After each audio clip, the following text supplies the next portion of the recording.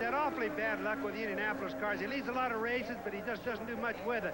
Michael Andretti just passed my brother Al. There's Al trying to come back, but he didn't quite make that repass. At the same time, Danny Sullivan pulls up behind Al Unser. So it's Guerrero, Mears, Michael Andretti, Al Unser, and then Danny Sullivan. And the battle is with Danny Sullivan for 4th place. Well, if they're worried about the rain, you certainly can't tell it up in front. That looks like it's going to be a 100-mile race instead of a 500-mile race the way they're driving. Roberto Guerrero in the True Value March out in front of the Michigan 500. Rick Mears gives chase now as Mears closed down, and he's running Mears in some very rough air right behind Guerrero. Well, he is, but remember, there's only one car, Paul, and that's a whole lot better than running behind 4 or 5. It looks like Rick's going to make a move. There he goes, right by Guerrero right now. Guerrero and Mears are side by side. Guerrero is high, Mears low. Mears can't get past him at the stripe, but now he begins to get some bite as he pulls a bit high in the first turn, and Rick Mears takes first. Guerrero second, Michael Andretti third. Michael's getting a good toe behind the two of them. Now, Michael's going to get a run at him pretty quick. Here's the battle for 5th place. Tom Sneva closing down behind Danny Sullivan. Sullivan got a great start and then fell back on the restart of this race, and Tom Sneva is moving up to fight with Danny Sullivan. And the leaders are turning laps at 214 miles an hour. This is the fight for 2nd place. Michael Andretti, the yellow and blue Prego machine, drops under Roberto Guerrero, and he now has 2nd place. And there's Tom Sneva making a move on Danny Sullivan. That's a good pass. Boy, they're having some really good wheel-to-wheel racing. Tom Sneva, a wizard on an oval, now around in 5th place. Al Unser is in 4th place. Roberto Guerrero is in 3rd. Michael Andretti is in 2nd. And the leader is none other than the pole sitter, Rick Mears, as he continues a blistering pace at just above 214 miles an hour. And we've got a car with an engine going on the backstretch. That is Gary Bettenhausen. Obviously something wrong in the engine compartment. That's a brand new engine in that car. That's a VDS engine that never ran at Indianapolis, Paul. They just put it in for this race. So Gary Bettenhausen rolls to the pits, a trail of oil behind him. They'll look that car over and determine the problem as the storm clouds roll in. Let's go down to the pits and Gary. So as the clouds darken, the wind picks up, spits of rain now falling. The always prepared Penske team has already broken out the tarps. All the tires are covered, the other valuable equipment. It's a waiting game now. We're under yellow, but it looks like we may have to wait longer because of the weather. Well, more rain in the rain-swept history of the Michigan 500, though these are scattered showers, and one blew up very quickly across the first turn. They do have the red flag out at the start-finish line, so they will stop the race. But this should be a very quick shower, and then the super speedway should drive fast. Now, let's take a look at what made this day a special one in sports history.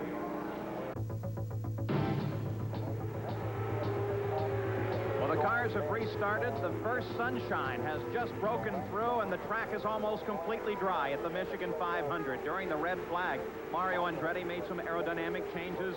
Ed Pym and Danny Sullivan decided that they would use taller gears and change gears in their gearbox. A.J. Foyt put on a new turbocharger. Pancho Carter made changes to his car. And the Penske team keeps an eye on Rick Mears. Here's Gary. We talk about the team concept. Here's one of the key men for Rick Mears, Peter Parrott. Your crew really had to put in some hours to make the car race ready after the incident following that world closed course record. How many hours was it? Oh dear, I think, well, let me put it this way. Since we had the accident, we had about 3 hours sleep. That was it, until the actual car ran again. And right now, the performance of the car, is it what you'd hoped it would be? Yes, it's running pretty good right now. We're not too concerned at this stage of the game.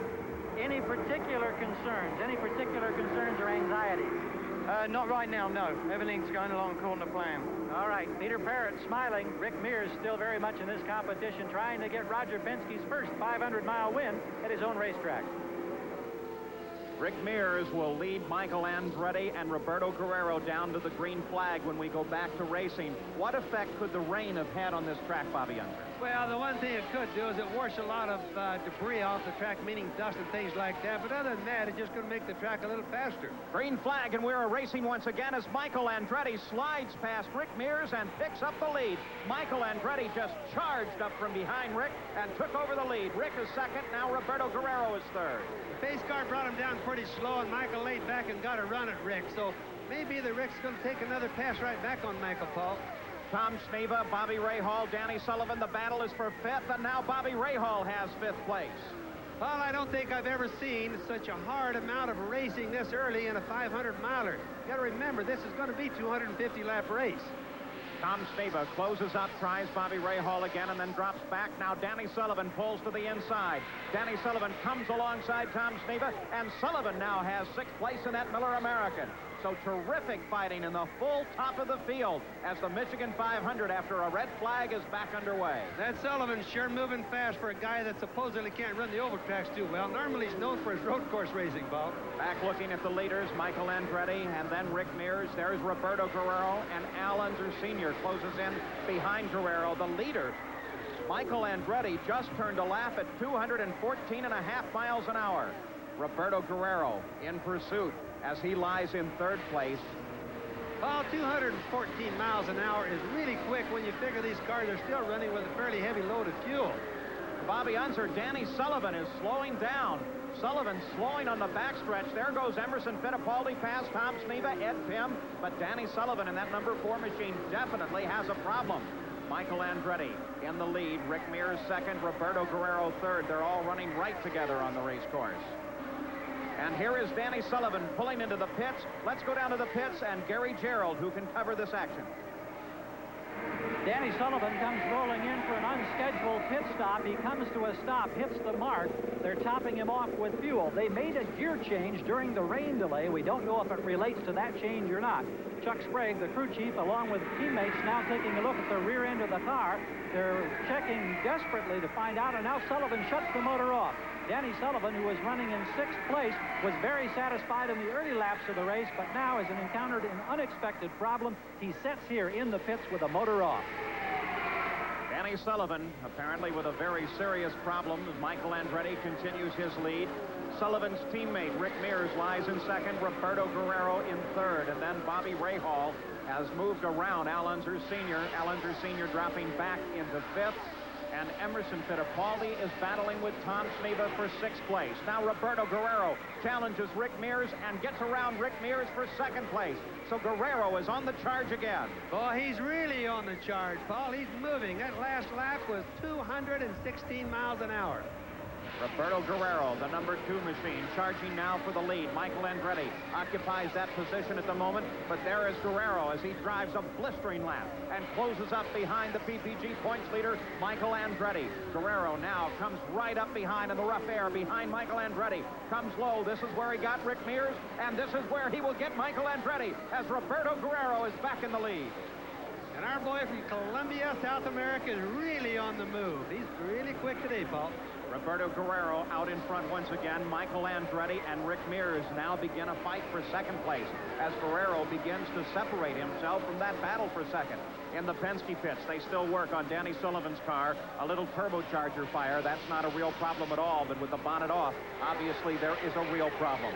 Bobby Rahal, Emerson Fittipaldi, the battle here between the number 3 car and the 20 car is for 4th place, as the number 2 machine of Roberto Guerrero still out in front, and Guerrero is pulling away from 2nd place. As he spins, Guerrero loses it up into the wall, the flash of an oil fire, and Guerrero in the lead is out of the race, and he is unconscious. Look at that. He slumped over in the car. Oh, that was an instant spin. That was something that he had no warning of. I don't know what he hit, but absolutely it was instantaneous. Here it is again.